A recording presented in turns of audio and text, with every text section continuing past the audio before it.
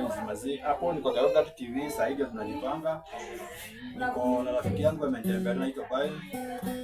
Wacha mpe majina yao mjue venye anaitwa. Tunajiandaa tuone kama sasa tuta exchange tuwekee music. What's up everybody? Tunaendelea kujipanga hizo vitu. Na zingine mlikuwa umeona nimepotea, siko nimepotea, sasa nilikuwa najipanga. Vitu na bai pole pole, lakini najipanga na mletea wimbo mtasikia. Kuna ngoma kama 10 but nitatoa hata moja ndio najiuda sasa nimwachilie ngoma. Kwa njia mfans wa Kayonga TV mtaipata. Wote sasa nimeona rafiki yetu msikie venye na yeye amejiandaa. Sasa ni everybody. Kwa majina ni Byron. Leo nimekuja kwa Kayonga TV kusaidia wenzangu hapa kushoot. Tutakuwa tunaenda live na we will be producing music. Nitakuwa namsaidia kuproduce music.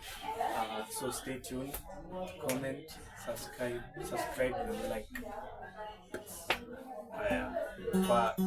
Kwa hiyo kitu kwa unajiitaje?